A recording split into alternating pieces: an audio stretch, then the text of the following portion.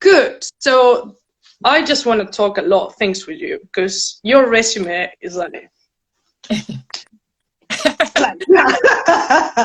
I'm like, oh my God. So there's so many things I want to ask you, but I'm going to like maybe like structure the interview talking a little bit, maybe like how you started.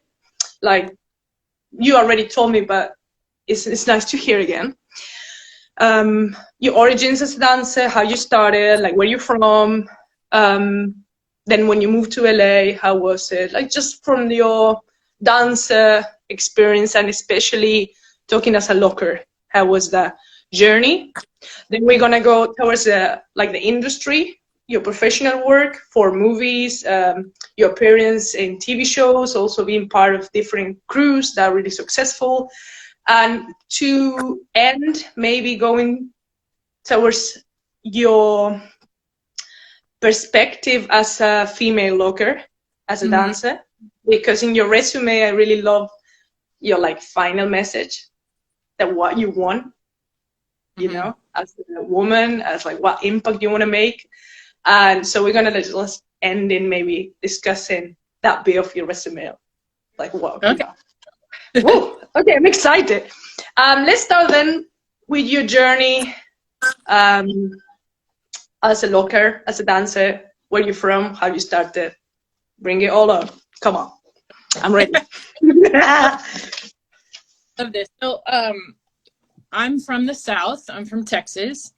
And I grew up in a time, I like to talk about all this stuff because I feel like it's important. It's part of the history. But I grew up in the South during a time where it was still very segregated, still very, a lot of racism going on. There was the white neighborhood, the black neighborhood, the Spanish neighborhood, the Asian neighborhood. That's how it was in the South.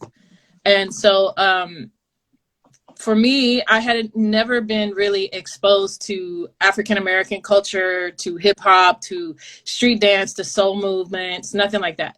I did watch Soul Train a lot as a child, and sometimes I would play hooky from different things so that I could watch like the Jacksons cartoon and stuff like that. So like I made sure like there was definitely something drawing me in. But whenever we used to have a thing called Friday night music videos.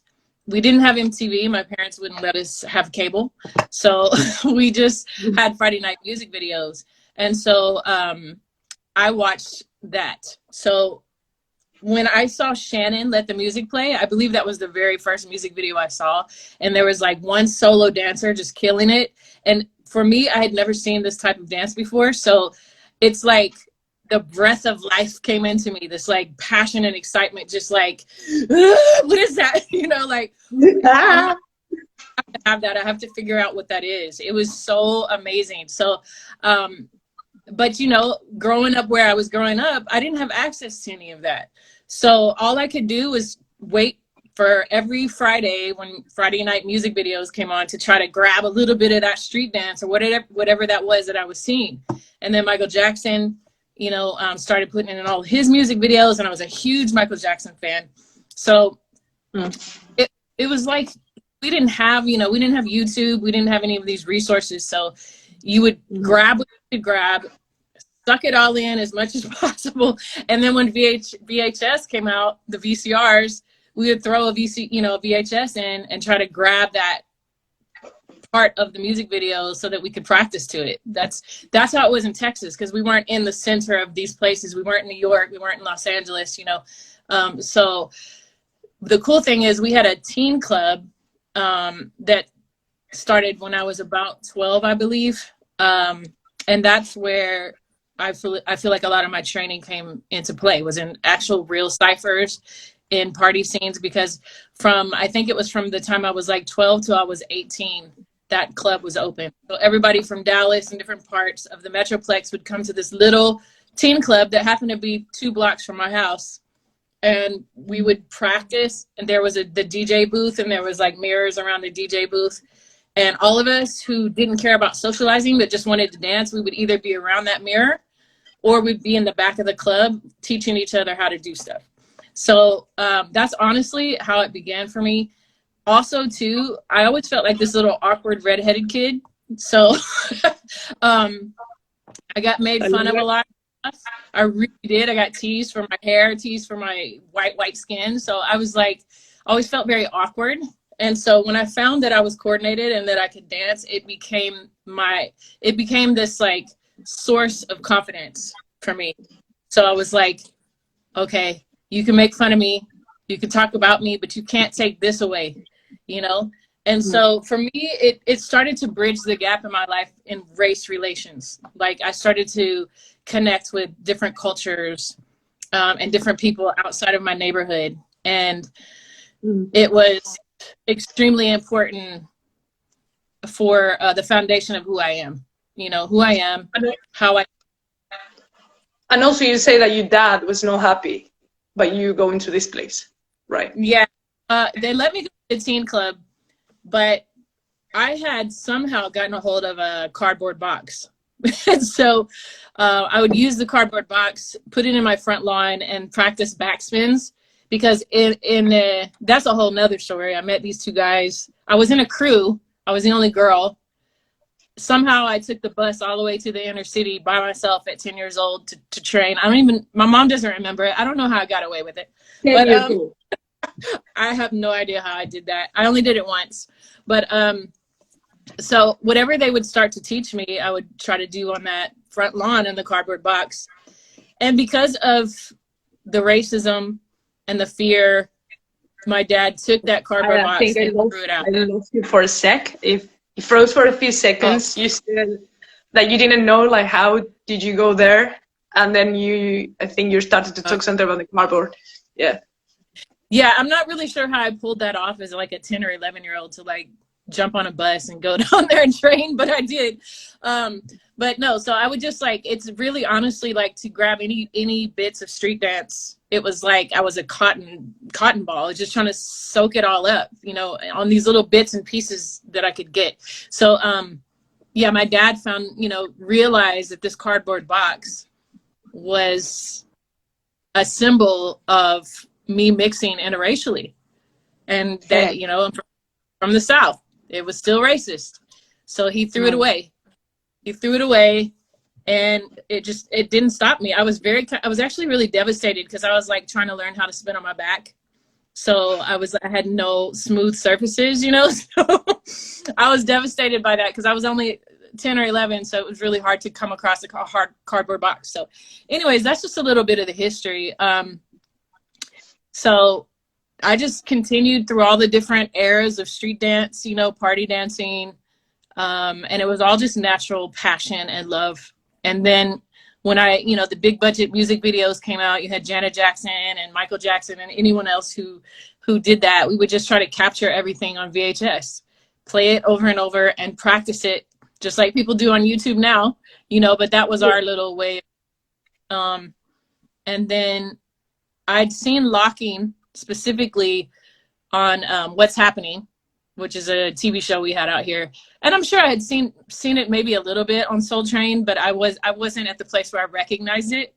But for me, when I thought of Locking, I thought of Rerun, which is, you know, Fred Berry. He played a character called Rerun on What's Happening. So I would think of him. And I remember seeing the Lockers do an appearance on that one of the episodes of What's Happening. And then another big moment for me was the All Right video. Janet Jackson, All Right, because Anthony Thomas and Terry Bixler, they did like the bench routine and all that. So I was like, ooh, that's that dance. Like I didn't know much about it. I just knew that I loved it. I loved the spirit that it gave off. I loved how funky it was. So yeah, I just remember before I moved to LA, I literally said to myself, this is how I said it. I want to learn that locking stuff. That's how I said it because I didn't know what it was. But before I moved here, I actually came to LA to visit. There was a club called Roxbury. That was like a sort of historic place. If you hear, you'll hear a lot of OGs talk about Roxbury, at least the ones from the West Coast. Roxbury, they said? Roxbury, Roxbury, the Roxbury. So they would have like a night where there was like dance contests, and it was all like hip hop, R&B, old school. So you had a lot of dancers that would come to that specific night. I didn't live here, so I just, you know, whenever I would come here, if I could go to that specific night, I would go. So there was one night that I was there, and I actually was the first female to win the dance contest against Mr. Animation. I don't know if you know who Mr. Animation is. I didn't passed know away. that. Yeah. Oh man, he was so mad. He was so mad.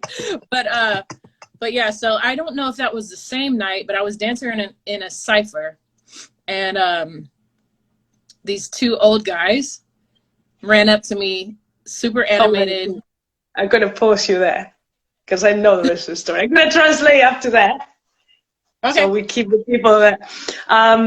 Right. So I'm gonna translate this to Spanish for the people that are watching that don't speak English at all. So, bien, ella viene del sur de Texas. Imaginémonos que en la época donde ella crece hay mucha segregación racial. Están los vecindarios mexicanos, los vecindarios negros, los vecindarios blancos y así. Entonces ella crece en ese entorno de mucho racismo. Ella se siente que no tenía ninguna conexión con la cultura afroamericana. Lo único más cercano era mirarlo por la tele, por ejemplo, como What's Happening o todos esos programas de televisión. No tenían MTV, no tenían programación por cable, así que todos los viernes tenían la noche de videos, le llama ella. Dice que todos los días, que como toda la semana esperaba ese viernes para ver videos, de ahí donde ve Let the Music Play, un videoclip, que le vuela la cabeza, porque ve como la forma de bailar y, viste, como, ¿qué es eso? La energía, lo absorbe. Ella era muy chiquita mirando esto. Era de primario debe ser. Hasta que después viene el VHS y eso le ayuda también a grabar data, a pasarse. No hay fuentes como ahora, YouTube, Instagram, estamos hablando de hace mucho tiempo atrás. Y remarca esto, que Texas está lejos de Nueva York, está lejos de Los Ángeles, está lejos de eso. Entonces dice que lo que sí tenía es un club que se llamaba Teen Club, donde se venía mucha gente de ahí, y que ahí era como bien la cultura street. Había ciphers, estamos hablando que ella tenía entre los 12 y 18 años de ella, que iba a ese club. Había espejos, DJs, que había gente que se enseñaba ahí, entre ellos, o estaban al fondo ahí bailando, cada uno hacía la suya ahí, pero era cultura bien street. Te das cuenta que ella es coordinada para bailar, que es buena en eso, y dice que se le hacían un poco de bully por ser blanca, por ser colorada. Sin embargo, que ella era muy buena bailando, entonces se empoderó de eso y dijo, sí, vos me podés decir lo que quieras, pero no me podés negar que bailo bien. Entonces eso es lo que la hace ser con la actitud que es hoy en día. A lo que yo le pregunto de que el padre se enojaba con ella, porque ella estaba en contacto con gente de otras razas, con gente de otros vecindarios, era como la mezcla que estamos hablando de tiempos de segregación muy separado, eso no estaba permitido. Tenía un pedazo de cartón al frente de la casa con el que ella practicaba los giros de espalda, y el padre un día se lo tira a la mierda, y ella se pone mal, porque ese acto del padre, tirarle eso, era sacarle algo que ella quería. Dice que un día se tomó un colectivo para ir a entrenar con un grupo que le enseñaba, y que tenía 10 años cuando se tomó el colectivo. Dice que ella no se acuerda cómo hizo eso, que cuando se enteraron los padres casi la matan. Pero bueno, esa es un poco la infancia de ella. A los Lockers los conoció a través de la televisión, como ya dije, en el programa de What's Happening. Después vio el video de Janet Jackson, All Right, coreografiado por Anthony Thomas, que ella ahí se enloquece y dice, yo quiero bailar eso. Ya nos estamos hablando cuando ella empieza a viajar a Los Ángeles, por viajes de ida y vuelta. Había un club muy importante que se llama Roxbury, y ahí había concursos de baile. Y fue la primera mujer que batalló con Mr. Animation y le ganó. Así que eso fue como para ella muy loco. Y en ese club se encuentran con dos caballeros que la estaban mirando. Y se le acercan, y ahora vamos a continuar, y van a ustedes darse cuenta quién eran estos dos caballeros. Okay, here we go. I try like to be fast and not lose the energy. So you're in this club, these two gentlemen come to you, and what happens? Yeah, so I've gone through all the different eras of street dance. Like I tried to break, you know, try to teach myself as much as I could because we didn't have anyone around. So I would try to teach myself. Then I went into the regular party dances of, you know, the mid to late 80s into the 90s. And then 90s was really big on freestyle and ciphering. That's when that really hit. So I joined that movement. But I was doing a style, like, I don't know if anyone knows who the Soul Brothers are, but I was doing a style like the Soul Brothers. And at the time, I did not know I was doing the style like the Soul Brothers.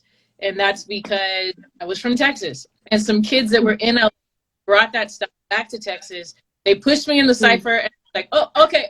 I just started doing that style because I didn't know what to do. I wasn't a freestyler yet, other than just, you know, other parts of street dance that I would kind of freestyle. Freestyle, all styles is different than taking like b-boying and party dances and throwing them out there. So freestylers know, you guys know what I mean. So I was doing that. It's a very interesting thing that you're saying there. Yeah. We can discuss it later. I love that.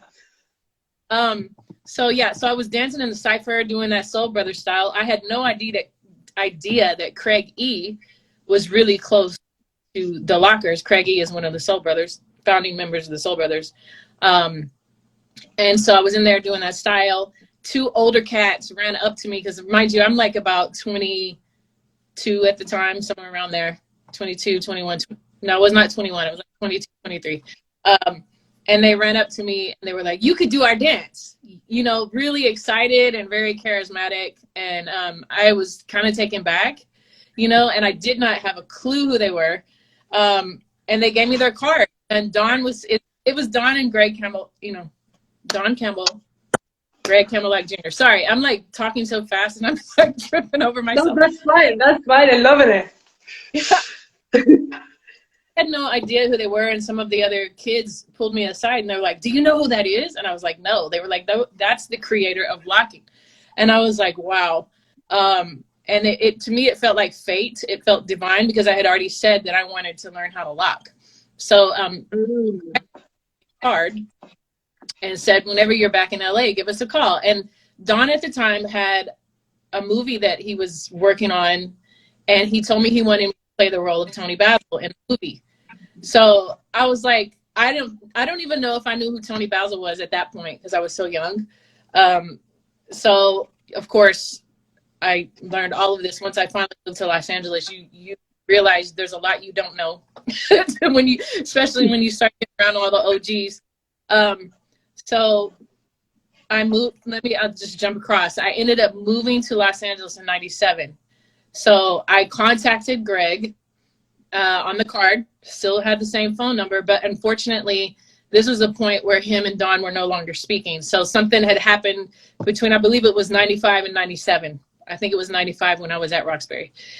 When I moved back, or when I moved here in 97, Roxbury, I literally moved here, and the first week I was here was the very last night of Roxbury. So I was like, shoot, because that was such a dope. No. Yeah, so I went to the very last night. But I contacted Greg, and he just took me under his wing. It was like such an honor. Like he would drive from San Bernardino and train me. Like it was almost like he was on a mission to. How far is like San Bernardino to LA? I lived in Studio City at the time, so he would drive like an hour and a half to come train me for free. And you know, as we got into it, and he was also starting to train Flowmaster as well. So me and Flo were sort of his first two kids that he trained. I say children that he trained.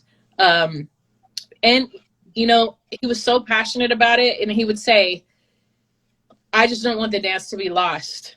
Because you're talking 97, there was not a lot of lockers. And there was not this social media, you know, ability for us to connect worldwide like we can now. So he was like, I don't want the dance to die. So I believe that was his real heart in going after me and Flo. But there was also some other people that I was learning from at the time too. Caboose and Cosmo, some Orange County kids. And a lot of people know Luz Caboose. Cosmo, I think, is in Tennessee now. But so I learned from them. And then I would grab stuff from everyone around me, like, and being in the Groovaloo's, which I joined sort of around late 98, early 99, somewhere around there. We weren't official till 1999. But all of those people had an impact on me with locking. But the one thing that got really confusing was that you have, just like any dance, there's a lot of drama and there's a lot of people who don't agree with each other and people who have different stories and experiences.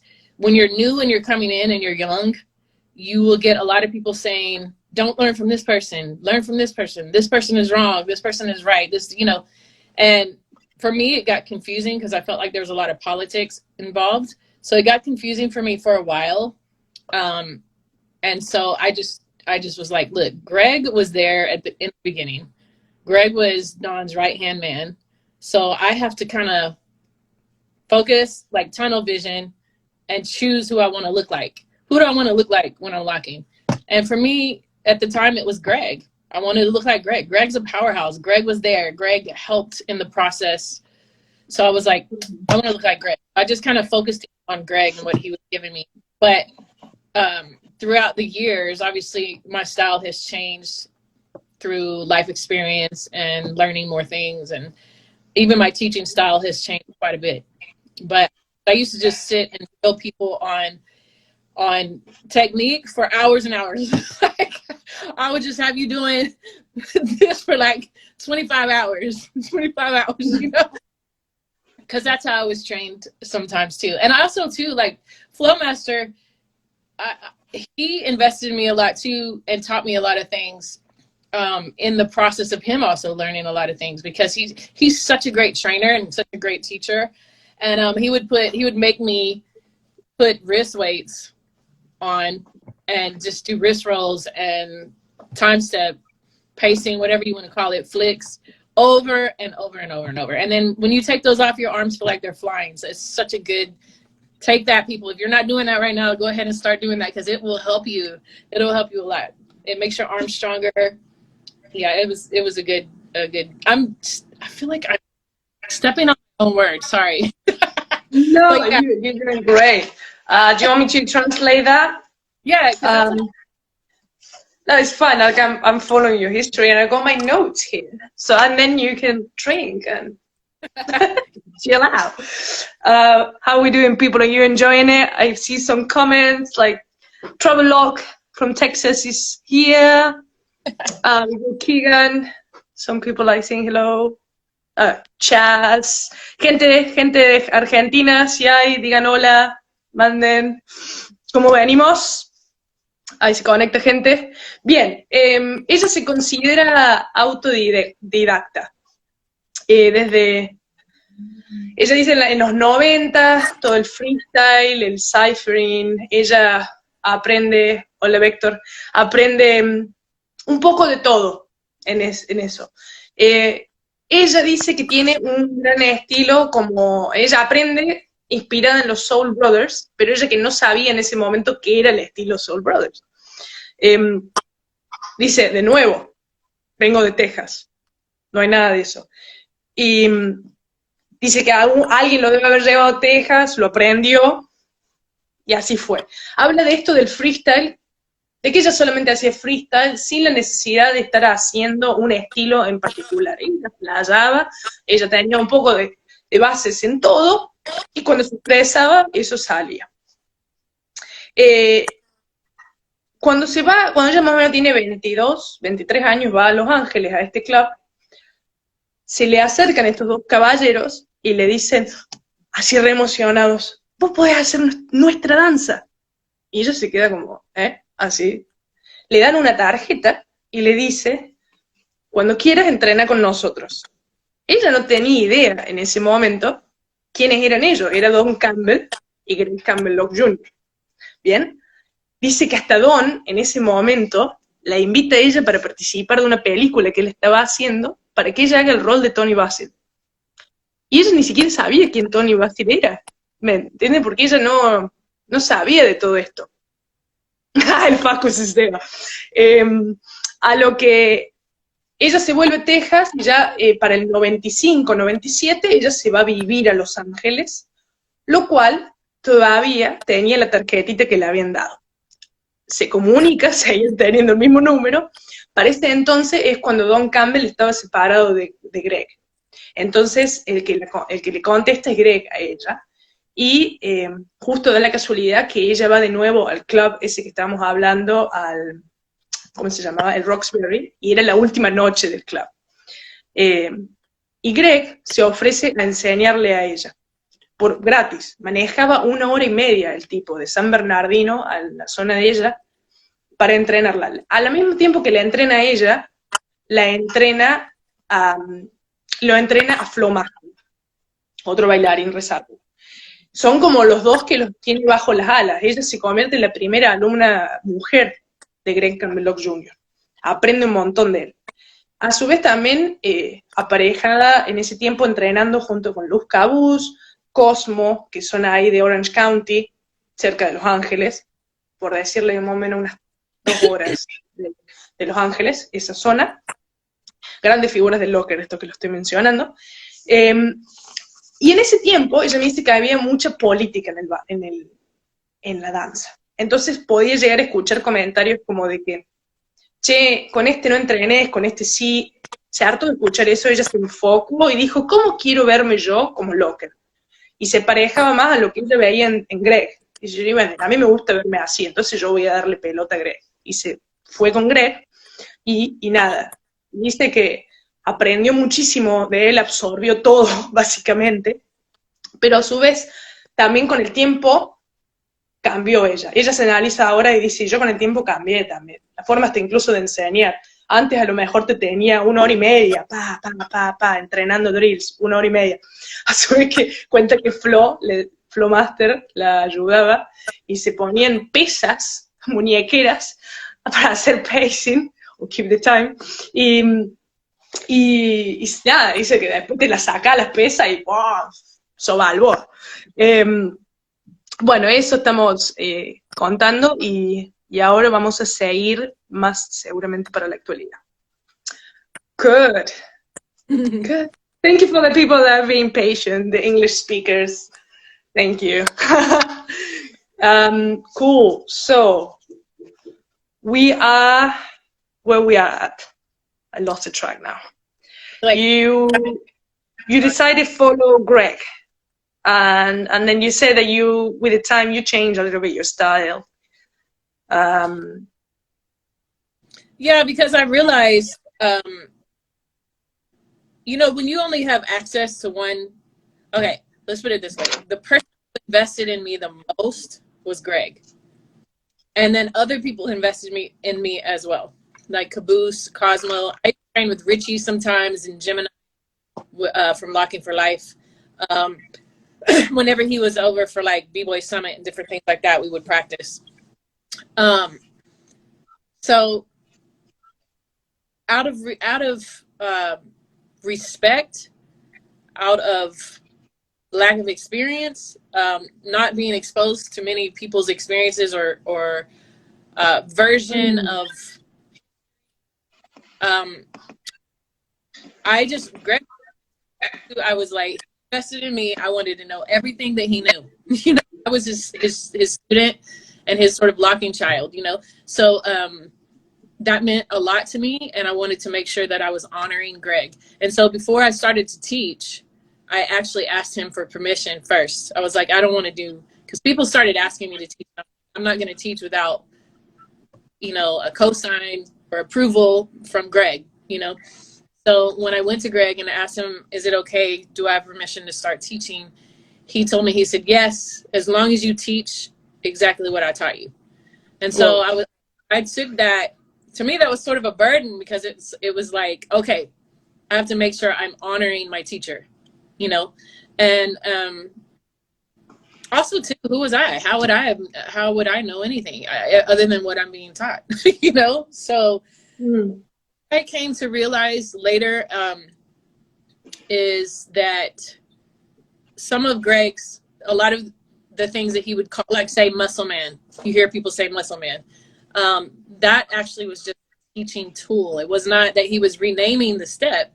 He was giving you a visual to try to lock into your brain to go, okay, muscle man, I know where to go, right? Or Uncle Sam points, because it looks like the poster. These were just teaching tools. They were not to be meant to change history or to disrespect anyone, right? So now when I teach, I used to be very like militant about how I would teach. I was like, no, this is the muscle man, this is the blah, blah, blah, this is a da, da, da, you know? But once I learned that, wait a minute, there's some controversy there, there's some discrepancies with the way people see it, and listening to Dennis a lot, and I definitely had times with Don, but I had a lot of access to Don, and I think some of it had to do with that split. But I mean, Don was always supportive, always respectful, always amazing and uplifting.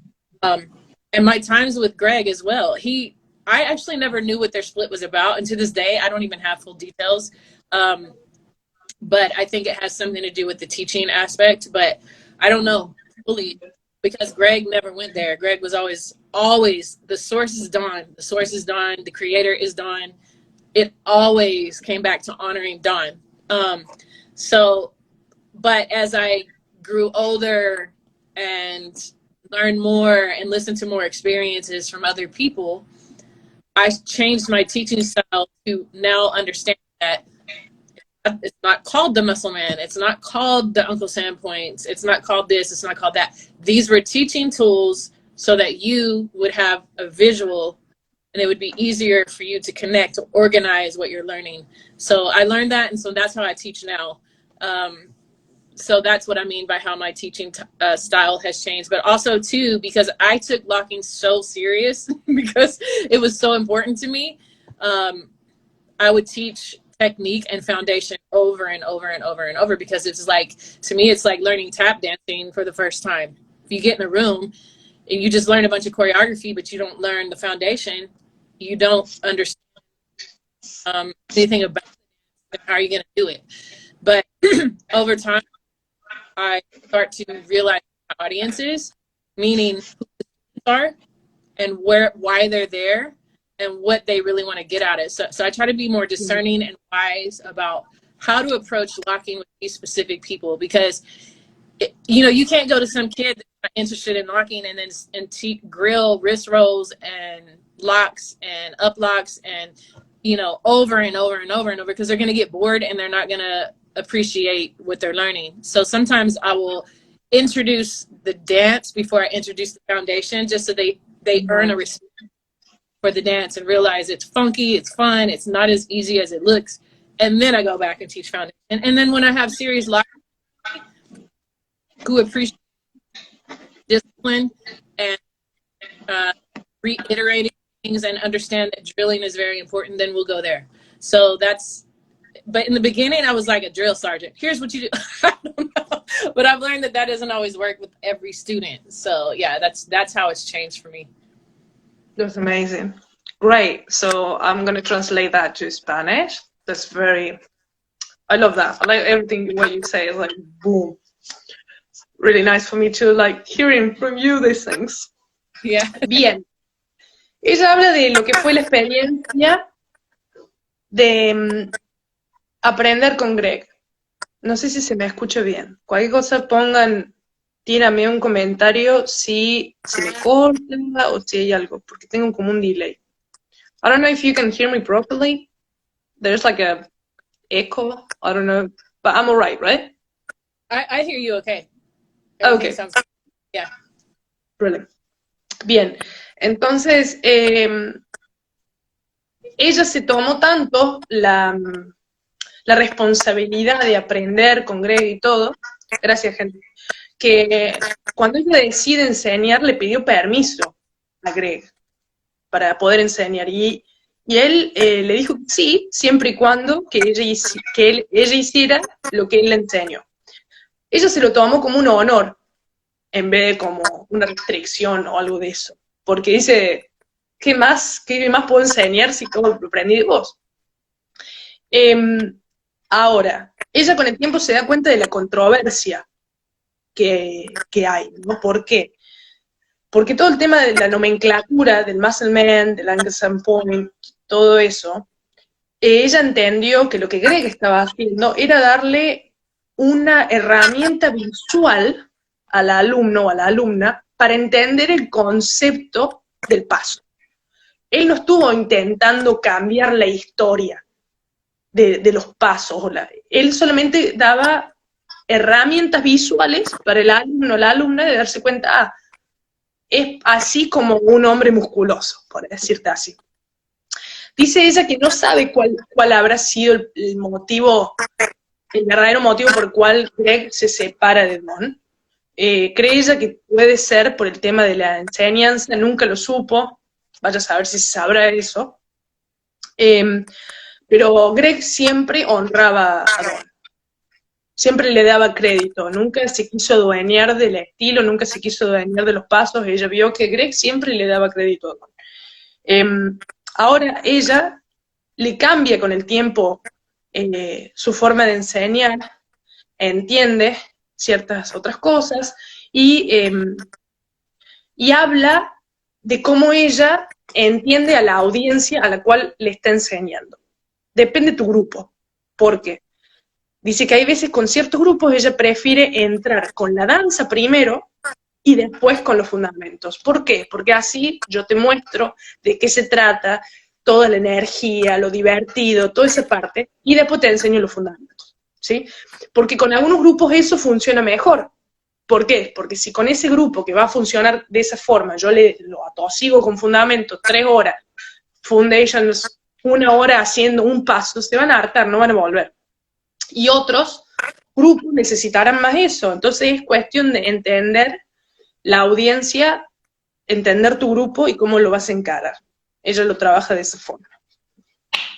Great. So let's talk maybe about the Groovaloos. And so the crew that you have, the female crew, it's called Beat Freaks. Is that true?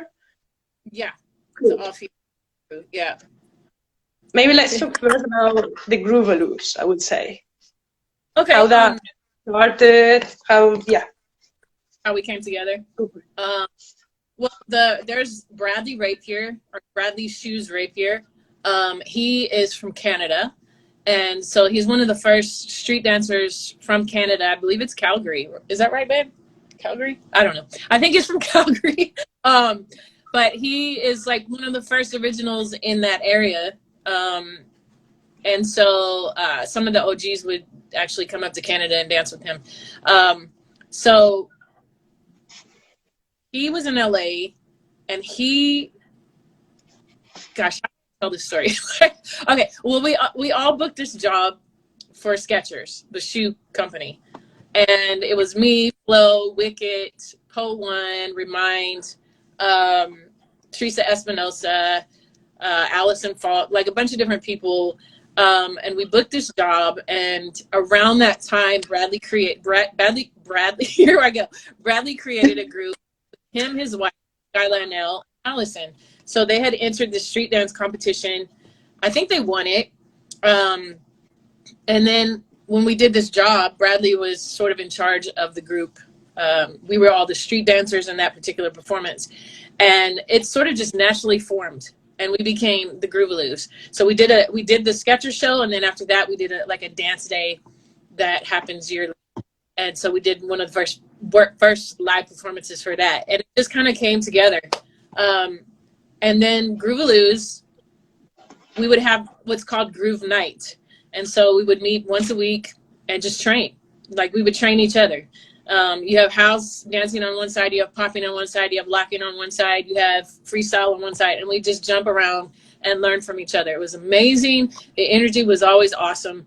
And from there, we created a lot of stuff. We did a lot of live performances. But the way Groovaloos function is that we all brought something to the table. So like we would each choreograph, we would each have our input, big mosh creativity. And it's what made the Groovaloos the Groovaloos. It's like a synergy. And then we actually created a show about our own individual stories. And that show actually ended up off Broadway for a while. So we were trying to get it picked up for Broadway, but it didn't work. But we did do off Broadway tours. It was so amazing.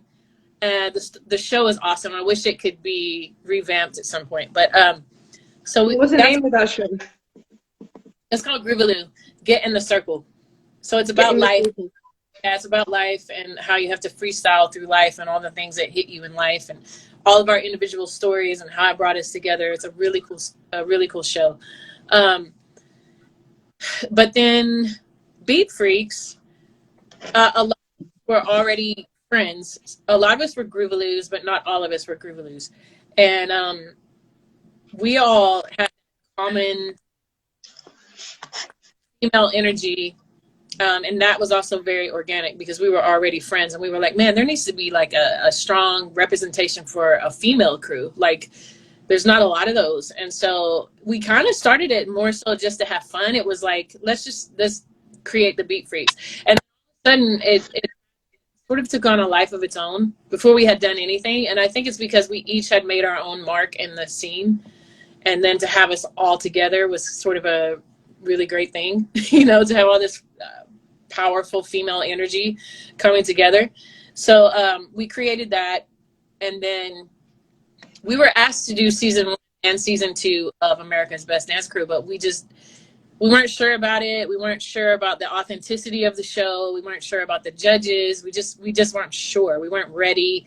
People were touring and doing different things, but when they asked us for the 3rd season, it just felt right. It just felt like it's something we were supposed to do. The timing was right.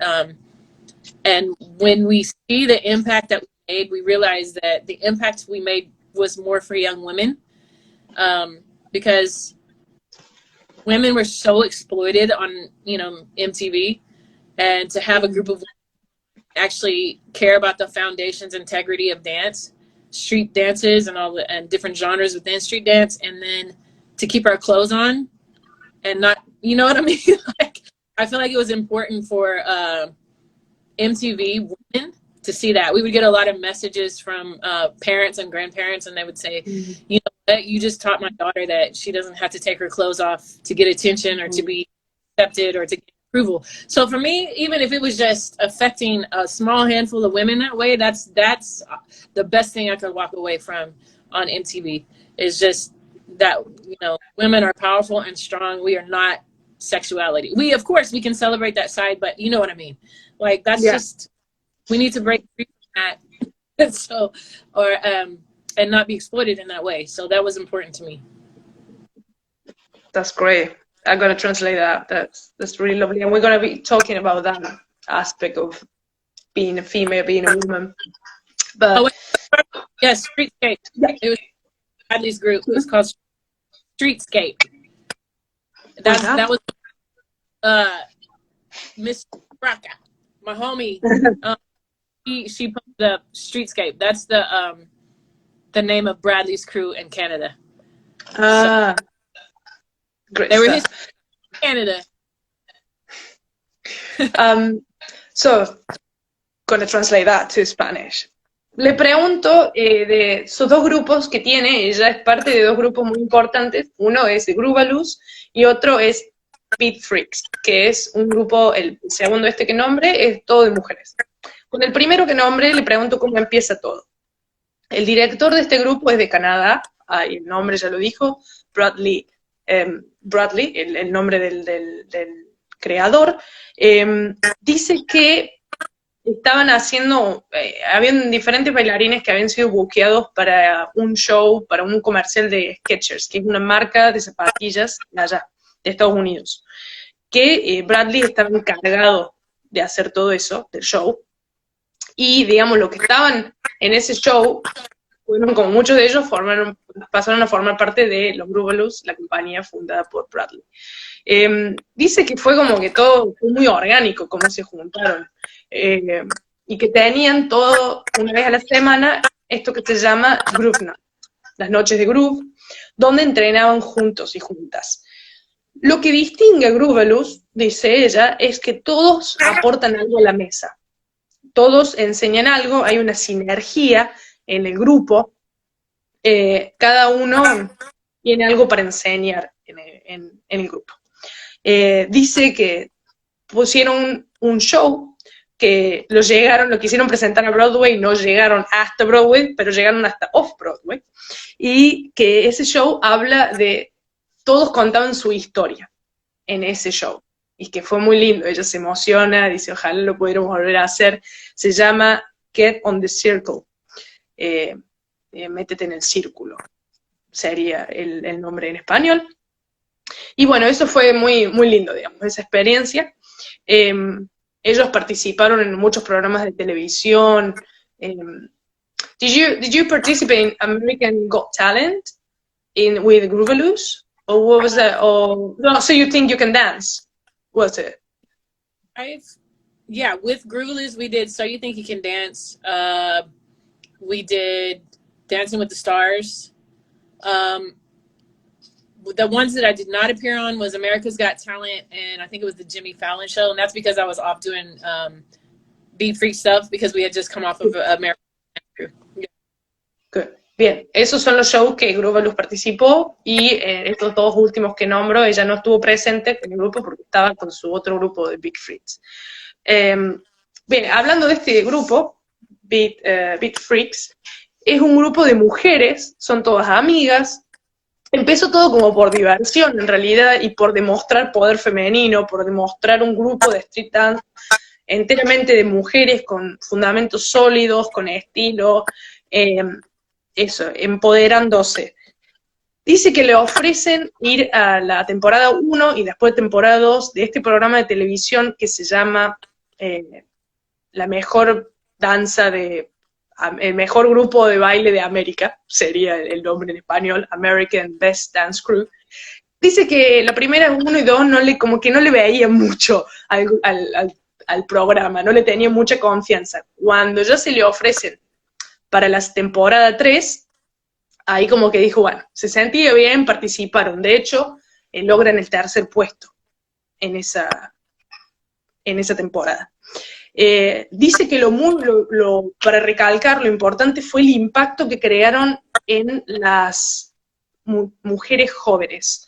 De decir, fuimos un grupo que demostró los fundamentos y la integridad de la danza. No necesitamos sacarnos la ropa para llegar lejos.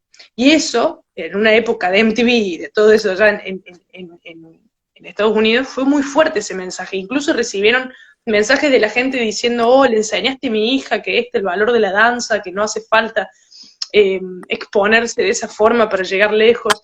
Y ellas se sintieron muy bien por llegar a ese mensaje. Y ella hace una reflexión, Kelly hace una reflexión diciendo que está todo bien con celebrar la sensualidad de la mujer y todo eso, no quita, pero me entiendes a lo que estoy hablando, me dice. Así que bueno, eso fue, se llevan eso de esa participación, que crearon un gran impacto como grupo femenino mujeres. I want to put a video. I love this scene. This is like one of my favorite scenes ever. And when I found out that you had to do with this scene, Yes, I was like, oh my God. Like, I was telling all my friends, right? Like, oh my God, oh my God, oh my God. And they were like, yes, that's it, Maggie. This is your time. Okay, here we go. Like, if people knows me, they know that I love this film and I watch it like many, many times. And now it's even more special for me because you're there. Okay, here we go. Oh.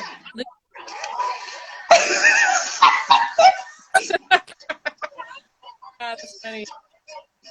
That's just I think you're not in this one. yeah, no, I am. Oh yeah, at the back.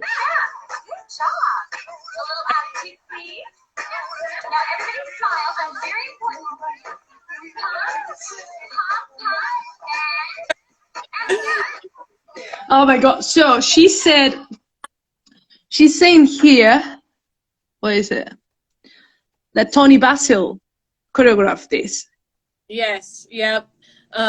Yeah, so Tony Basil choreographed that, and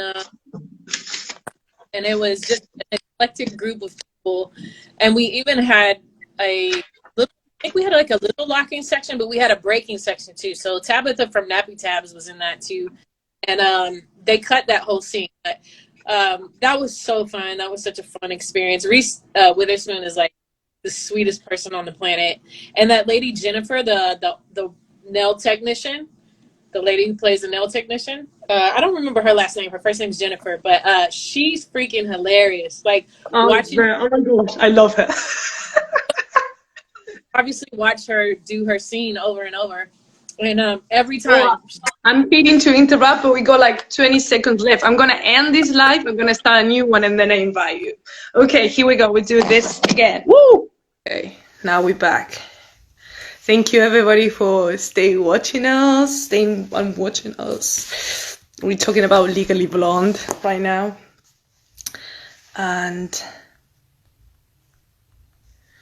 there you go. Hola, hola, hola, hola, la gente vuelve. Hola, ¿cómo le están pasando? Dejen comentarios. We're waiting for Lock in the house again, so people are back.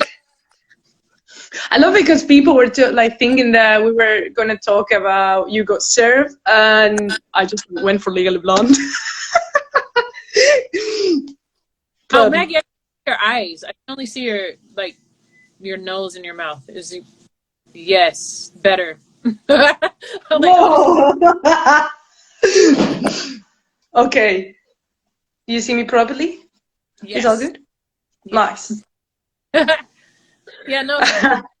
She's like the sweetest person on the planet. That was such a fun job. Like, man, I still get residuals for that movie, and they're like 3 times more than You Got Served. You Got Served, I don't even get residuals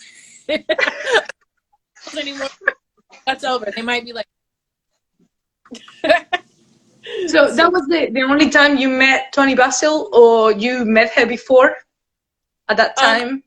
When I started kind of emerging in the scene as a locker and a freestyler, because Tony always has her eye on what's happening, like who's entering the scene, who's new.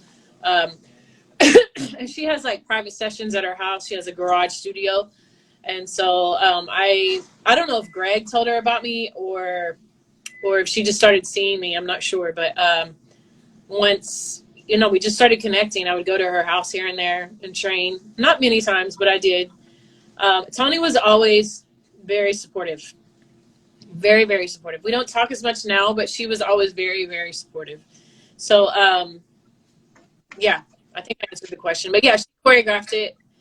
She put me in that receptionist location for the scene, and I kept wanting to get out from behind the desk, and she goes, "Stay there. I have a reason why I put you there." I was like, "Oh, okay, I get it." She was actually trying to help me to get more exposure, because that scene I had other parts to the movie where I was shown, so I was like, she was actually trying to help me out, and I kept trying to get out from behind that desk. But yeah, no. Tony's awesome. She's a major historian. That woman knows. She's an encyclopedia. That's what I say. She's amazing. Le pregunto cómo fue trabajar con Tony Basil y si ya la conocía a ella de antes. Dice que Tony siempre está al tanto de lo que pasa en la escena, siempre estuvo al tanto, sabe de lo que va pasando, y ella se pregunta, tal vez Greg en algún momento le comentó de ella, pero siempre le apoyó Tony a Kelly. De hecho, en la película la pone atrás como recepcionista en esa escena, y ella como que quería irse fuera del mostrador y bailar, pero Tony la retaba, decía quédate ahí, tengo el motivo por el cual tenerte ahí. El cual fue que después ella ganó más exposición en la película porque después tuvo otros momentos, la trataba de ayudar, porque después tuvo en otros momentos otras escenas donde tiene más protagonismo. Así que, nada, como que la menciona como una gran mujer, que la apoyó siempre y que es muy genial laburar con ella. Así que zarpado. So, talking about, like, now we are like literally talking about your professional work. So, how all of this started? Like from just being a freestyler from Texas, dancing with a cardboard in the front, now like performing for, or working with Justin Bieber, Miley Cyrus, P. Diddy, Black Eyed Peas, Missy Elliott, Christina Aguilera, Janet Jackson. Yeah, well, I'll tell you. I'll tell you. I actually, a lot of people don't know this. Some people do. I actually moved to Los Angeles because I wanted to get a recording deal. So I was singing and recording demos from the time I was like 12. No, 14. And then with a singing group, and then by myself. So my original plan for moving to Los Angeles, I wanted to record music. I wrote songs. I had full concepts. Like I wanted to bring old school back, but make it relevant in my music and in the visuals and the live performances. And that was my goal. So when I moved to LA, I'd connected with a lot of music producers. And of course, I was already a natural dancer. You know, I was already ciphering for years in Texas. Of course, I'm just going to show up and do that here too, right? So, sorry, I don't know what's going on there. It's not Yeah, me too. What's going on? Get off. Put on your mask. No, I'm just playing. So yeah, I just naturally was just, you know, doing that here in LA too. So at that time, you have to remember it's 97. There was not a lot of females, and I had already shown my face in the scene in 95 with Hip Hop International. It wasn't called Hip Hop International. It was this guy Crescendo. I don't know why I don't remember the name of that particular event, but he actually was the one who actually was at the forefront of trying to put hip hop awards ceremonies together. So his name's Crescendo. Some people may know who that is, but I was just everywhere. And there was not a lot of females. There was me, Teresa Espinosa, who I was already close friends with in Texas because we're both from Dallas. So we were the two chicks in Dallas. Moved to LA, then we became the two chicks in LA. And then you had Asia One, who is a B girl, right? But like when you went to B-Boy Summit and Freestyle Session and all those things, there was not a lot of women. It was male dominated. So if you had skills as a female, you got attention. And then you had people coming in from France and Japan, but there still was not a strong female presence in the late 90s in the scene. So that right away makes people start to notice, you know. But as far as like, so I feel like I just grabbed onto my own niche naturally. I could do choreography, but I was good at freestyle, which a lot of choreographers, people who could only do choreography, not freestyle, right? So that was just a strong point for me. So how I got an agent, hilarious, because someone told me, pick the agent that you want, go to an audition and write them down as your representation, which I'm not telling people to do that, but it worked for me because what I did was someone gave me the advice to get would be to show up to an audition and write them down as though they're my agent already. So when it asks you for who your agent is so they can contact you, I put down Bobby Ball Agency because they were the big dance agency at the time. So I went to an audition and I actually booked it. So they called Bobby Ball looking for me and they had no clue who I was. But because I had already connected to the street scene, they started calling different street dancers. They were like, yeah, we know who that girl is. And then got my number, and then I signed my contract with my agent. So that's how I kind of was a ninja on that one. Like that's how I got signed to my agency, and then of course the ball started rolling, and my career. I feel like my career has been awesome because the type of work that I've booked has been more like specific to character and not so much blending into the background. Every time I tried to blend in, look at me, it was not easy in the street scene. so I just continued to, and I didn't get it at first. Then finally I had my moment of understanding God has got you where he needs you and where he wants you. And then I relaxed and just kind of slipped on into wherever I was supposed to go.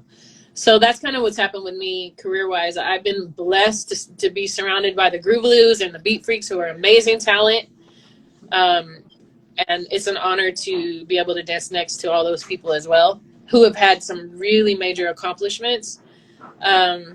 So yeah, I'm just blessed. I'm blessed to be around a lot of people who cause you to go up to another level, because we're continually trying to be more so compete with ourselves, you know, just how can I be better? How can I be better? How can I be better? So I've been surrounded by a lot of high achieving, amazing dancers who have made their own marks on the planet in the scene. So it's been a blessing. It's been really awesome. And then recently, as I get older and I'm trying to figure out, you know, what's important to me, what do I want to do?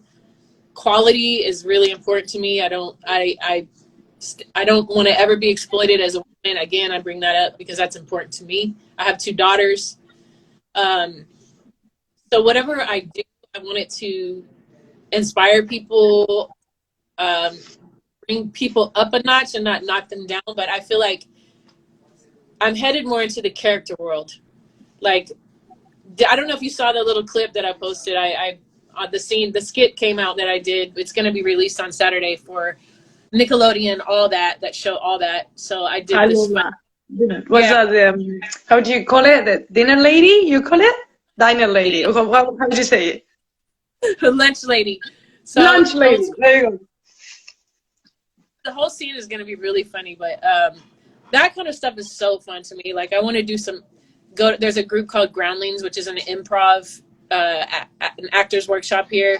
Most of the Saturday Night Live, like Will Ferrell type people, they all came from Groundlings. I want to do that. I want to take that class, kind of venture out into that area.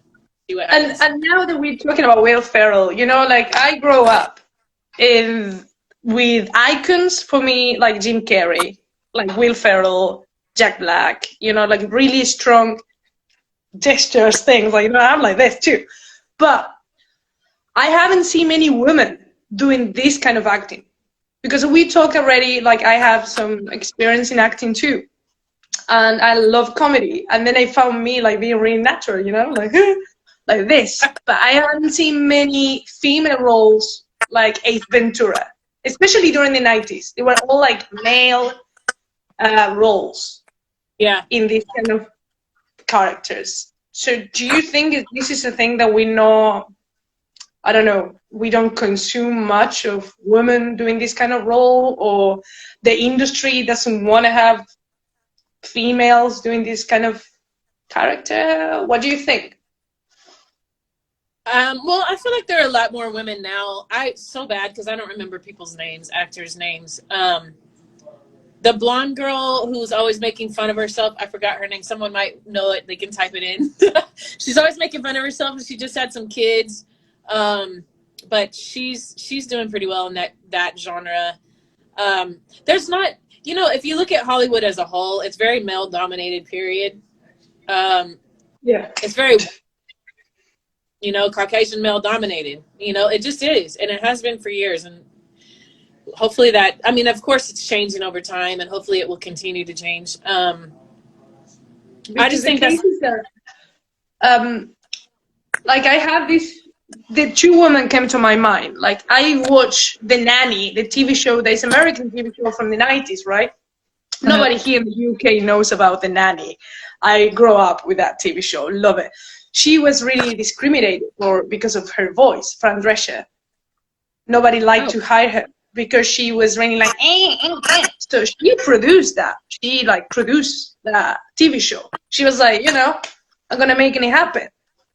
Yeah, Boom. that's good. Success. Yeah. There's another woman here, I don't know like the name. The TV show is like a mockumentary. It's new. It's like from last year from BBC. So it's a UK. She it's graduated for RADA, the acting school in London. Right, so it's like the really well-known drama school from here. She produced a TV show. She's brilliant. It's like really, literally, I will send it to you because the stereotype, you know, like it's not like what you see in main roles in a woman. She's great. But again, she produced it, she directed it, she wrote it. So as you said, like it's still like male domination in there. I don't know like how you call it. Yeah, of course it is. I mean, again, I don't know if we want to go down this rabbit hole, but I mean, you know, sex sells. Women are exploited a lot, and that gets really deep. And I feel like women who don't fit that stereotype, who maybe are not like gorgeous models that are like a size 2, you know, like, or whatever, and maybe they have got some imperfections. It's almost like there's this middle person that's like left out of the picture. It's like you either have to be majorly tiny or majorly big or majorly beautiful or really strange, or, you know, like it's just yeah. This average woman, I feel like, is, and I don't say average in the average, but I'm saying I'll use that word, but not to downplay it, meaning the average woman, I feel like gets left out of the picture quite a bit, but hopefully that will change. Like, I don't know, but I think it's awesome. I mean, you have to create opportunities for yourself. If you really, really want them, you have to create opportunities. And we're in a time where even if you can't get on a major network, you can create a YouTube or create another, you know, streaming type platform. Like right now, like with all the censorship and the weird stuff that's going on in different platforms, I'm seeing people creating new platforms where anything can be said, anything can be done. So, you know, they're like, look, we can't sit back and wait. We just got to create it ourselves. So I agree. I don't know if I'm in the position with the character work that I'm so passionate about it to do that right now, but it's definitely an area I'm interested in and find myself wanting to do more. Like, it's fun. It's actually fun work, you know, and that's how I've always wanted my life to be. Like, I know some people frown upon, like in the street scene, sometimes they frown upon people making money in dance. And I'm like, why?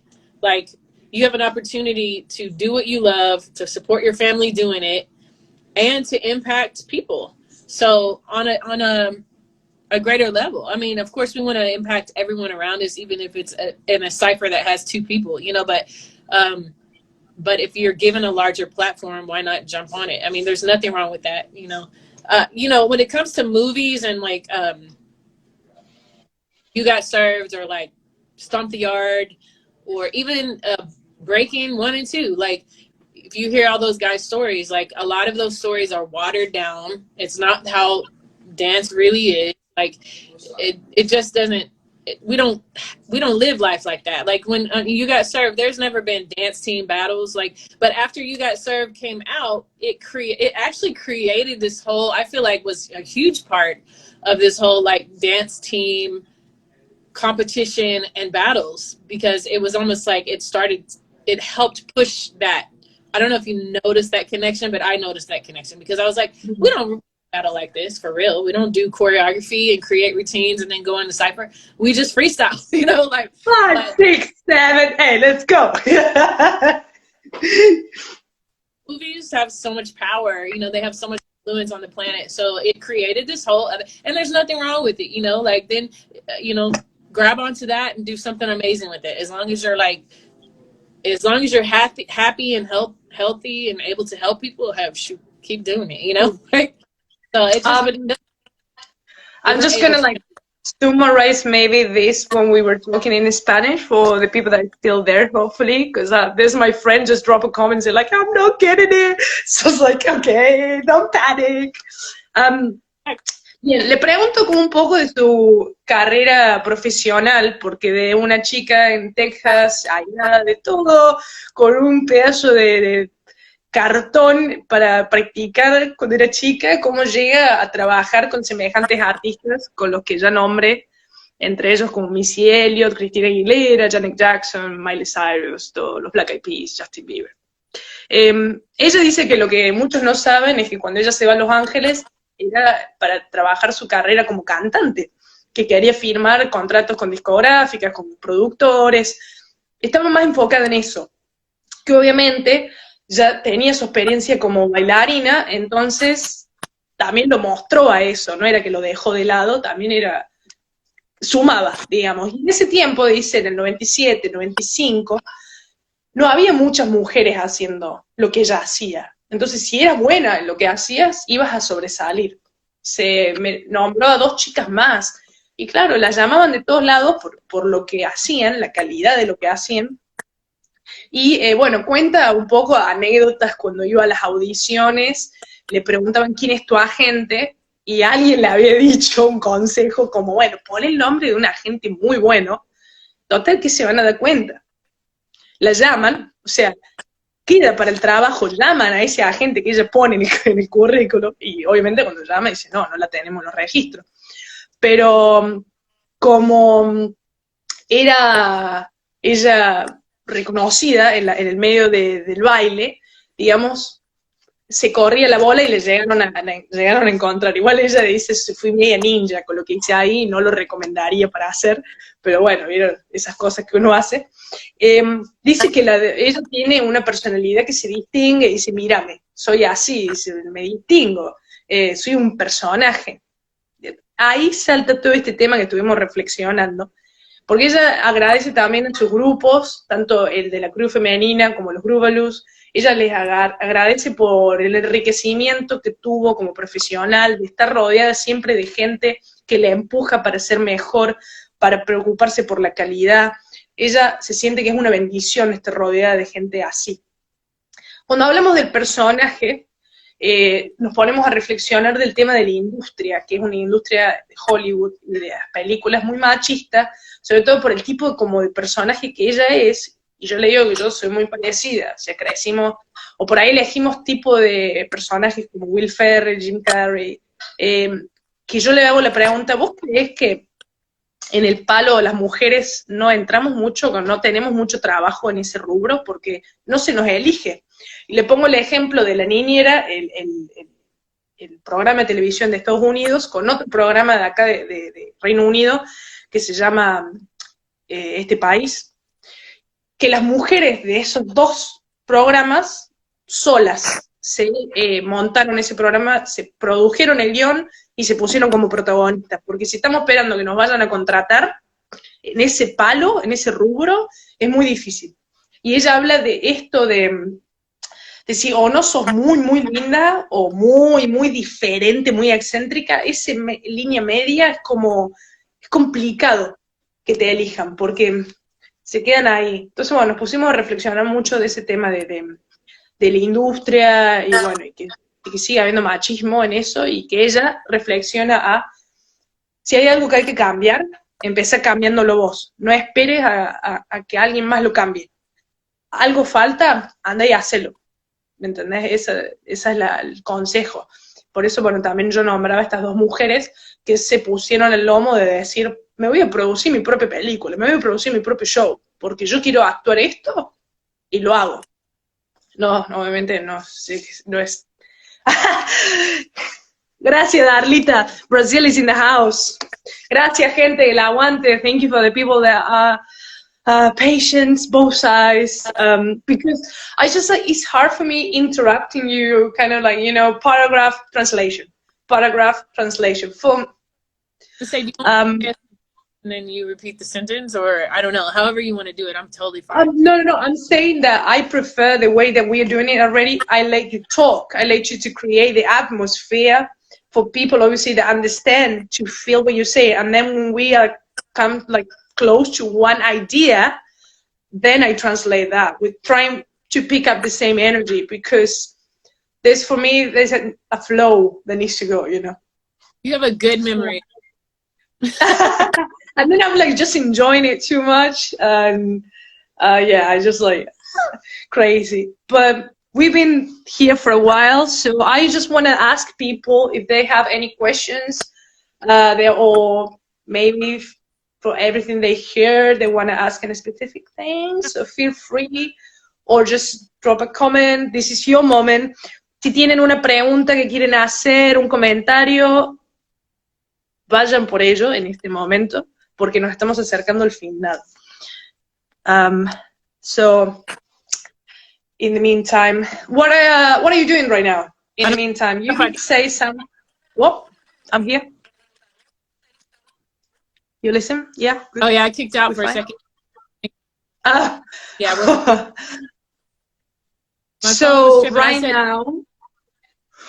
Oh. I was saying what's up to the Beantown Lockers. Aaron's on here. I don't know if he's still here, but he was. I'm inspired. Chas is a locker from Bay Area. Oh, hey. He's from the group Mechanics. They have 20 years history, that crew, and he's been dancing since the 80s. So that dude is like a OG from Bay Area that he doesn't like to be called OG. But yeah, good friend. Travelock from Texas. You know Travelock? Wait, say it again? Travelock. I feel like I might have seen the name somewhere, but I'm not really sure I know. I'll have to look him up. He's from Texas. Oh, really? Yeah, Travelock, introduce yourself. He's here. It's DTDINH. That's he put A. Yeah, there's a question from Aaron. Advice for reaching. Do you see it? Austin. Yes. Okay. Advice for reaching and teaching younger generation to make sure locking lives on, as Greg wanted. Honestly, I think it's okay. We're in a weird time because we're having to social distance and all these events have gotten canceled and all this stuff. So what I think is extremely important is to be able to go back and reference all of the original footage that's coming out. So you have all the Soul Train footage and a lot of the shows that the lockers appeared on, and now you can access all of that footage. Like back in the day, I had a VHS and I called it my golden VHS. I was like, no, you can't have it because it had footage from the originals that was very hard to come by. So now you guys have so many resources, and I feel like you are going to get in front of a lot of teachers who are from different areas and have been taught by maybe second or third or fourth generation lockers. Some things will become watered down. Even me, I'm like, don't use me as the full source because I'm definitely not that. I'm still a student, and I'm still learning. There's still things that other people know that I don't know. They've been in front of people that I haven't. So I feel like it's important that you always go back to the original lockers. If you go into a class and you learn something, go back to the original footage, look at it, and decide how you want to try to absorb the energy that they're giving out, the message they're giving out from their movement, from their face, because we are all speaking a message when we dance. So, but the lockers, like, one thing I'll ever be big as the original lockers, just because we did not have the social experience that they had, the things they were going through, you know, just like people who 10 years from now didn't live through the pandemic will not understand what we're talking about, right? So we understand the civil rights movement, we'll never fully understand just that era of time and the things that they went through. So I think all we can do is try to grab what we can from the original footage. Even when you take a class, ask yourself, what they taught me, does it look like the originals? And sometimes it will, and sometimes it won't, you know. It's going to continue to evolve. It's already evolving, like, especially in different countries. I can tell when someone's been taught in Japan, or sometimes Italy and France might have like a different vibe. So yeah, I think it's important that now we have access to all this, always go back to it. So wait, I'm going to look up, because everyone should go to Camelot's website too. because there's a lot of information on that website. I think it's campbellockdance.net. I'm not sure. If somebody knows, they could type it in, because I just don't have it by memory. But yeah, I would do that. Yeah, so I'm going to translate that question really quick and answer. Pregunta por consejo para inspirar y llegar a nuevas generaciones para asegurarnos que el locking vive así como, por ejemplo, Greg quiso. Y ella, bueno, dice, como Greg quiso, bueno, dice que todos hablamos un lenguaje cuando bailamos y que cuando vamos a aprender de alguien en una clase, sí, tomamos lo que nos enseñan, pero también volvemos a los originals para ver cómo ellos también lo hacen, digamos. Pero es como, esa es la vara que mide, porque dice, en su tiempo estaban los VHS, que eran, ella lo llama como el VHS de oro, porque eso era la fuente, digamos, para llegar. Que ahora tenemos ese acceso mucho más fácil por YouTube, por social media, es mucho más que un VHS. Entonces tenemos que usar esas herramientas. Que menciona que obviamente que va a haber cosas que van a evolucionar y que van a cambiar, porque el ambiente en los que ellos vivían en ese tiempo, tanto social como cultural, es distinto ahora, ya pasaron 50 años. Lo mismo dice va a ser para la pandemia de ahora. De acá a unos años, muchos años, la gente no va a entender lo que fue vivir esta pandemia, porque, digamos, es parte de la evolución, pero si tenés la posibilidad es ir a las fuentes, eso te mantiene y te ayuda para ver y analizar. There is another question here that Lita is asking you, what do you think about introducing locking in the shows of famous singers regardless of the musical style? That's a good question, because actually I wanted to touch on Aaron's question again about bridging the gap between the old school and the new school. And I think it's important, honestly. This is me, and there's going to be people who do not agree with me because they're purist in the dance and they're purist in the different forms. For me, I feel like it's important to introduce locking to the music that they're accustomed to. Not only funk, yes, teach them about funk, go back, teach to funk. But I'm starting to teach a lot more to whatever these kids are relating to, because I don't think that you just have to lock to funk music. So if it's funky, it's funky. Like, of course, we don't want to lose, we don't want to lose the genuine feeling of dancing to a funk song, but we also, I feel like introducing locking to what kids now are used to hearing, it makes it more relatable for them. So, I feel like it's a way to keep the dance going longer. I mean, and you'll have opportunities to continue to introduce them to funk. When I teach my classes, I actually use all genres of music, like in the warm-ups. Sometimes I'll teach to a straight funk song. Sometimes I'll do a light feet song, because light feet is so funky, and that's my genre. Light feet is like the sound of, late 80s, early 90s. So I love all that. So, and sometimes early 80s. So I love all of it. And so, yeah, I think it matters if an artist introduces locking, as long as they're actually dancing on beat and they're funky and they have the essence of locking, then hey, let them do it, because it provides more opportunity for people to learn about it. That's how I feel about it. Bien, la pregunta es, ¿qué piensa, Darlita le pregunta, ¿qué piensa de introducir el locking en show de famosos que tocan música de músicos, digamos, que no necesariamente, dice que shows de famosos sin importar el género musical o el estilo musical. Ella dice, ahora, esto es opinión personal, dice ella, que otra gente puede ser más purista y verlo de otra manera, pero sin embargo ella dice que para ella está bien, porque así es una forma de romper el gap, que sería como el espacio que hay entre la nueva generación y la vieja generación. Achica la distancia. Porque a los que les enseñamos o le hacemos llegar esto, se van a sentir más identificados con lo que hacemos, ¿sí? Mientras ella dice, mientras no se pierda la esencia, la energía del estilo, hay que aprovechar esto como una oportunidad para hacerles conectar. con la danza, con lo que hacemos. Ella dice, no veo nada malo de ir y hacer un show para un artista, siempre y cuando sea funky, estés en el beat, estés en la música y mantengas la esencia del estilo. Ella no lo ve como algo malo, digamos, al bailar locking con otros estilos de música.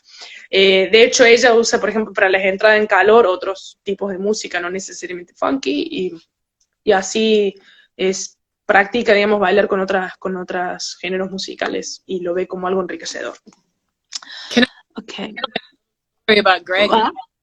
Relating to that, because I went to France with the Lockers. It was a newer version of the Lockers. We did a show in France called, I think it was Legends of Hip Hop, right? And so it was me, Tony Gogo, Greg, this guy named Angel, which I don't know where Angel is these days, but he is a whacker and a locker. And then this gentleman from Japan, and I cannot remember his name. It was so long ago. But when we were there, he was wanting to do the show, I believe, it was like Ice Cube or something like that. And here I was like, this was, I don't know how old I was. I was in my 20s. And I was so thirsty and so hungry for authentic. Why can't I talk right now? Authentic, like the funk, like the authentic funk, you know. I was like, oh, Greg, no, we can't do this, because like the Ice Cube song was actually kind of played, so it wasn't even like relevant at the time.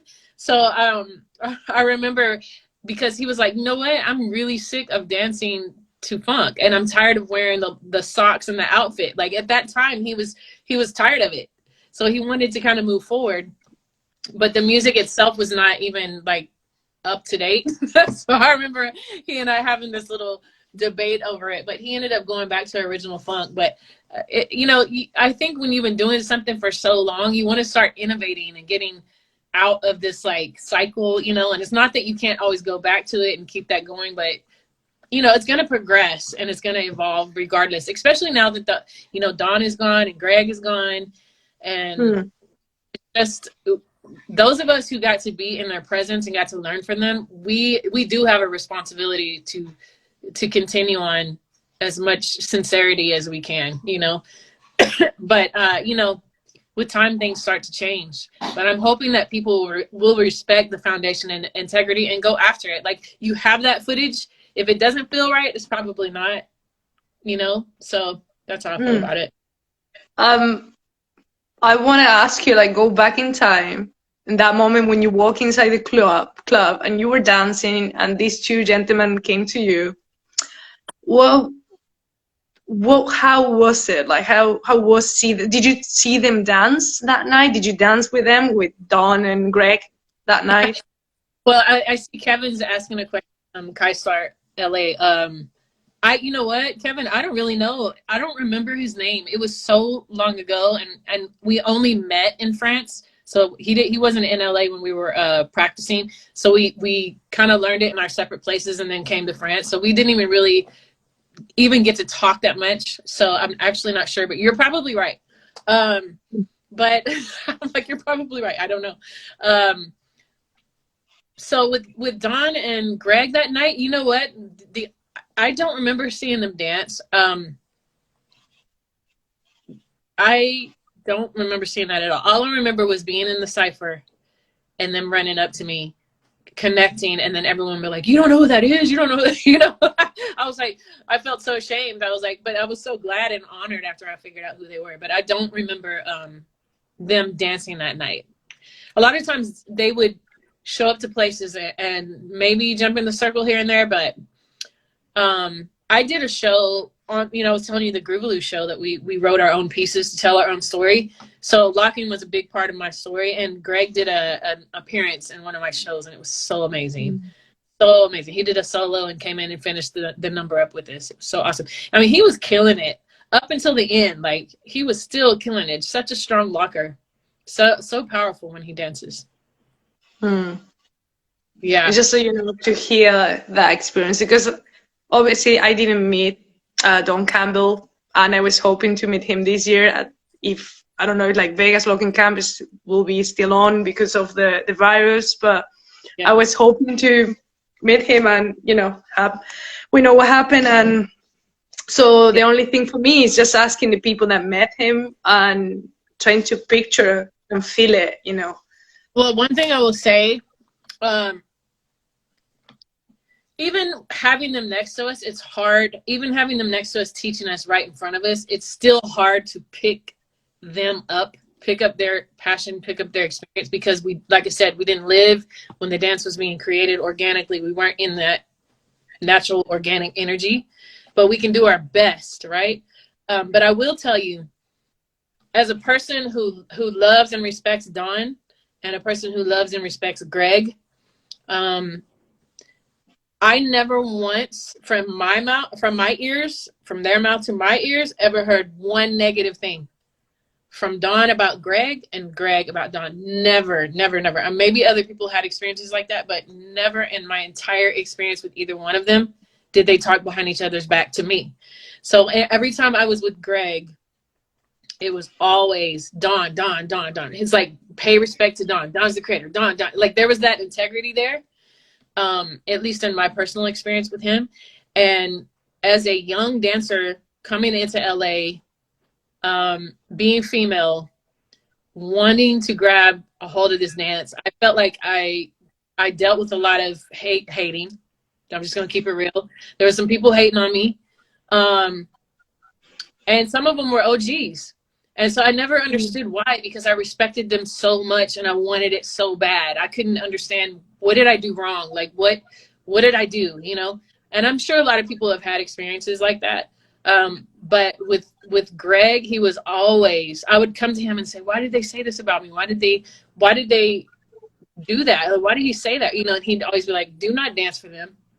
Do not dance for their approval. Don't dance for them. Dance for yourself. Keep going, keep moving.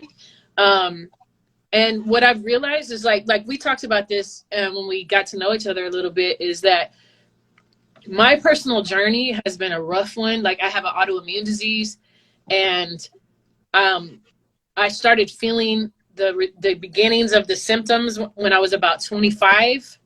I'd only moved to LA when I was 24. So a lot of the footage that you see me dancing on, y'all don't realize what I'm actually battling through. Like, even if you show that footage before we leave of that solo with the voiceover, that night my knees had pockets of water behind them. I couldn't even bend. Like, there's been so much that I've gone through, and like, I kind of disappeared for a while because I was diagnosed with the autoimmune disease when I was pregnant with my first daughter. And that was 2 years before we did ABDC. And I had hit a point to where my husband would leave for work at 8:30 in the morning. I would be on the couch, and I could not get off the couch. The fatigue was so bad that I couldn't even fix my own meals. He would come at 4:30, and I'm literally in the same spot. Like, and I was questioning my entire future. So there was times when I pulled out because I was just trying to heal. I didn't understand what was going on with me. I was fighting through so much. So I don't even know why I brought that up. I was going somewhere with that. I love it. Because you were talking about how Greg and Dawn were never talking behind their backs, and they were always supporting you. Yeah. And then you were saying that from you how it was really difficult this time, the personal journey, as I say. Yes, so I think something good. I think that's my point. I think the scene, we're so passionate about what we do, and sometimes we get together and all we can talk about is dance. And I think there's a season of time where I was personally misunderstood because I wasn't around. It makes you seem a little antisocial or not passionate about the dance, and you know, so I think there's times when I was misunderstood in that way. And I was battling so much in that season, and Greg was always just a positive voice, an edifier, an encourager. So for that, I feel like as lockers, if we're not repeating that kind of energy to the people around us, then we're not dancing with the spirit and energy that locking was created in. because those two guys are like the most positive guys on the planet. When I tell you, like, everyone's like, they just make you smile. You just feel like you're being comforted. You feel like you're being lifted up and supported. No matter who you are, race, creed, religion, gender, you felt supported by these guys. Because I think when you come out of what they came out of and what they had to overcome, they're not looking at your gender or your race. They're like, let's do this. Let's connect. Let's unify. And I think that's what's weird to me about battling too sometimes, because like I only battled a little bit when it comes to locking. Once I started seeing how political things were, I pulled out of it and I just ciphered. I was ciphered before. I did a lot of shows, exhibitions, stuff like that. But the battling scene with locking is a little strange to me. I'm not saying not to do it. It's whatever you want to do. I just think when you create this energy where you're like this versus out to the audience, it creates a different energy. Tension. Right? But I know when I battle, I get real intense. So even with locking, it doesn't like it doesn't have the same spirit. So I'm not saying not to do it. I'm just saying what is our motives when we're dancing? Like, you know what I'm saying? I just feel like their energy was love in everything they did. Like, I just hope that we continue that kind of spirit energy in the dance as it continues to evolve and go generation to generation, Amazing words. I love it. And then people are dropping cards there. They share the love. There's amazing comments for you. Look, from Aaron. And wait, what is Chaz saying? He said OG talking smack. Yeah, for real, man. And it was not easy being a woman coming from Texas, and man, and there wasn't a lot of us, so it was like all eyes on you. And if you were not perfect, like I had those that have supported me, and then those were like, nope, block it out. So yeah, and thank God I did. And I realized, I think this is where I was going with one thing. I realized that the people that I'm supposed to be in front of are the people I'm supposed to be in front of.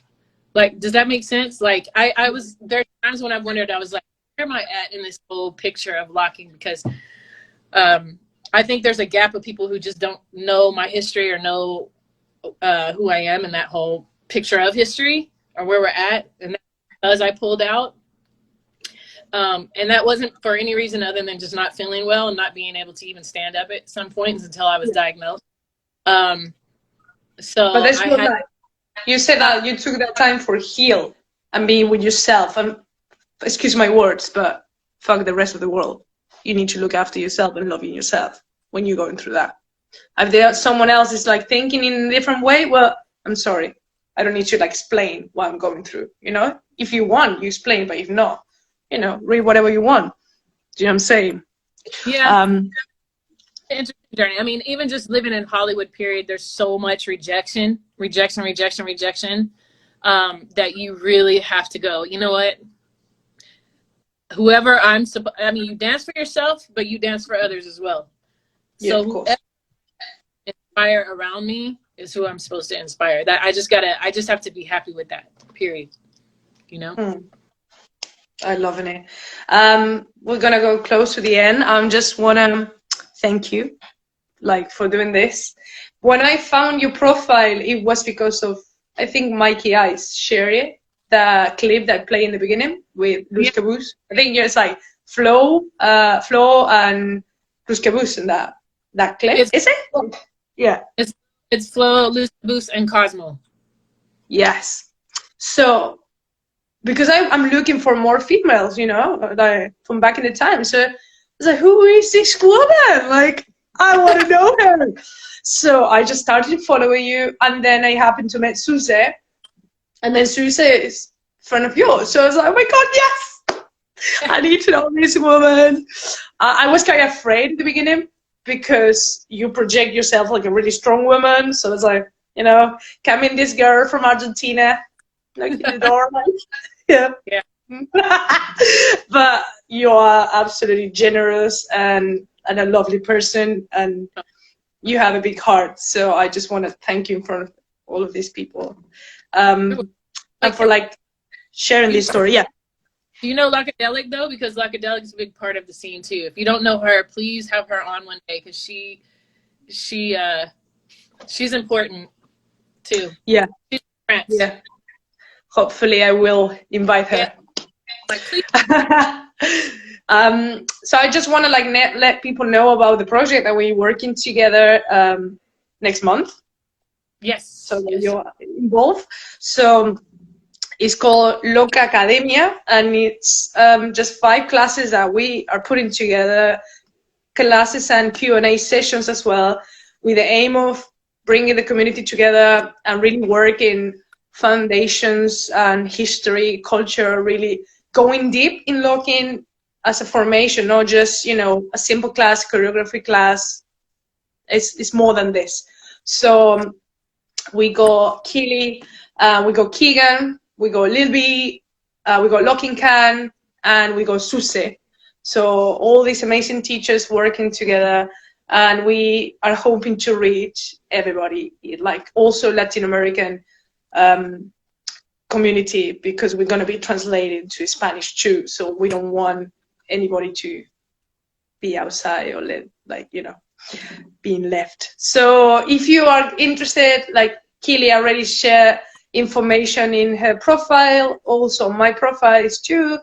Please check it out. It's $25 for the full thing, so it's super cheap. And just like share it with your friends. That'd be amazing because we are all putting a lot of work on it. So yeah.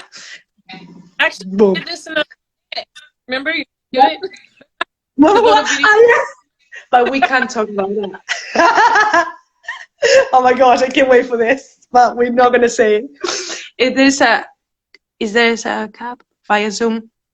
It's via Instagram. It's gonna be via Instagram, but no, you can register anytime, but just be aware that there's like kind of like, if you pay, just like need to wait until the payment go through, and then I let you go in the classroom. So if you sign up, I would say like 10 minutes before the class, I might not see the registration, you know what I'm saying? So don't wait until the last minute. Just like, it can be any time, but just be aware of times, you know what I'm saying? Just don't wait until the last minute.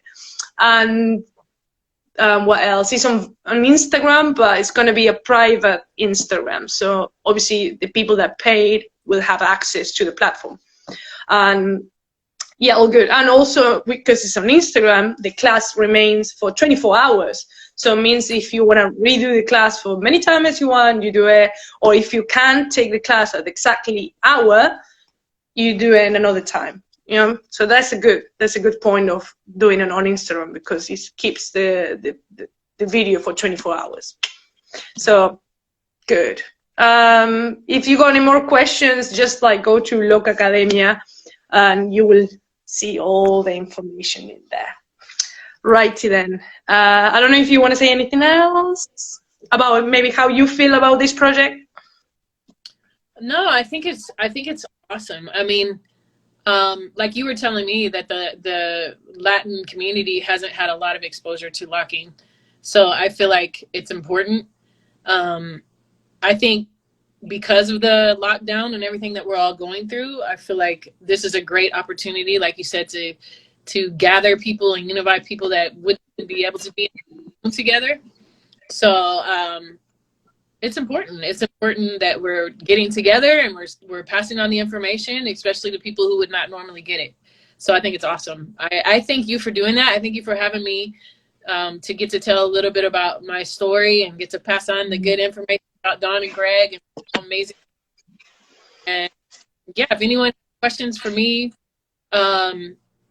you can message me or DM me at Lock&Key 99, and then someone's asking for the Lock&Key. She put it down. So yeah, thanks for having me. I'm excited. I'm excited for me because like I said, there's this block of time where I told you when we talked before, there's new people in the scene that I haven't been exposed to, and this is actually allowing me to meet new people. So I'm excited about that too. Yeah, that's so cool. Right then, we're gonna end this video now. We just want to thank everybody to being there. Gracias por la gente que lo está viendo, y there are more talks to come next week. and then one that I'm very excited about. I'm going to be talking with the guy who designed the program Popping for Parkinson. Oh, wow. That's cool. So that's so cool. So I was asked today for maybe doing some videos for kids with anxiety, and so I was like, I need to like still talk about this project with this person that offered me this thing, and it just like came to my mind, this guy like Popping for Parkinson. I watched it like, I don't know, maybe like 2 years ago, and I was amazed about this. And then it was like, I'm just want to invite him to my, to my interviews. So I found him on Instagram, and I messaged him, I got this interview section, and he's down for it. So next Thursday, we're going to be talking about popping in Parkinson with people with Parkinson. It's amazing. I watched the videos, and, like I become really emotional with it. So I want to offer this space for people to talk about what they're doing out there, because there's lots of good things happening, like good people doing good things, because they don't reach the media or the big industry. We're not aware that that is happening. So I just want to collaborate with that. I'd love to leave the people with, that's one huge thing that I've learned about dance, that for me, dance is another tool of, I'm going to say it because I just got to speak my own language, but to me, dance is another tool for worship and a deeper connection to God for me. And it's also such a powerful tool for healing and freedom in people's lives. So I think if you're a dancer and you haven't discovered that side of that gifting that you have, like really dig deeper into how you can literally heal people around you with dance. It's so powerful. Like I think sometimes we think it's just like performance, it's entertainment, it's eye candy, but it's really way more than that. So that's pretty amazing what he's doing. That's exciting. Yeah, I love it when people come up with these revelations like that, and they find an avenue that's never been touched. That's pretty amazing. Well, the guy who was offering me today doing maybe these videos for kids with anxiety is because they're trying to teach the kids to, when they get anxious, to stop, right? And think about it. And immediately I thought, stop and go. You know what I'm saying? So, and they're like, dime stop. Playing with, like, you can teach the kids to be cool, being robots or doing dime stop. And then, I don't know, that can be something, like I'm giving you ideas already. But, As you say, in one of my classes, I learned about, I'm sure some people might know this, there's a tool, it is for anxiety and like your subconscious, like, because your subconscious is there to protect you. And sometimes your subconscious will react and create anxiety because of something your body has dealt with, trauma and stuff, right? So there's a tool called anchoring. And when you anchor, you basically find your happy place. Like, you go in and you find a place that gives you peace. Like, so maybe it's you on the beach, or maybe it's hugging your mom, or maybe it's something else, right? And then you when you anchor, you're connecting a movement to that thought. So like, let's say I get there and I'm like, okay, I'm there.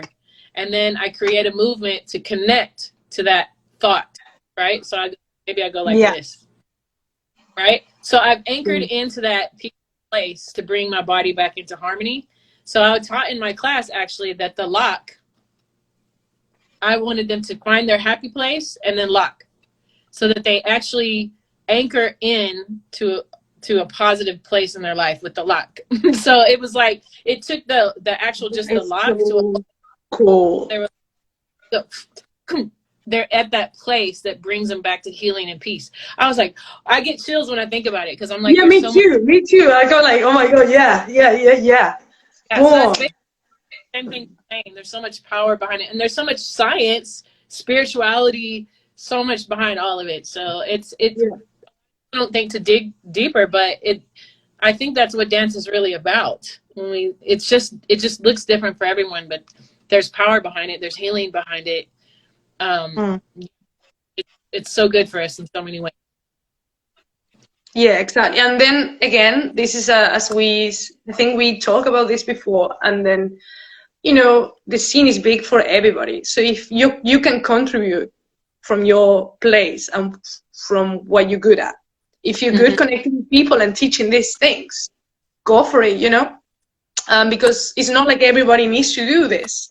But if you're good at that, then that is your way, you know? That's your contribution. And then that doesn't compete to maybe another job like being a choreographer, because that's a different thing. That's, you know, but there's all contributions. That's how I see it. San Francisco's cold, and just go cold. Why? Because of this? Like, this is like, I got this jacket when I went to San Francisco in 2012. Right to them. It's been a pleasure. And I know we can carry on talking forever. And I love that I see people like watching all this time. So bless you guys and stay safe. And well, I will see you next month, like in maybe 2 weeks and a half, very soon. I think June 17th is my, right? 17th. Yes. And then you go the 6th is the Q&A. Oh, okay. I got to make sure I put that. I don't know if I saw that, but yeah, I'm good. Because I'm getting crazy with all these like time conversions. I'm like, oh, especially with Cannes and Korea. I'm like, oh. Okay. This is like ending now. There's 20 seconds remaining. So mwah. Thank you everybody for watching, and share the love, follow Kili, and yeah, stay safe. Bye everyone. Bye.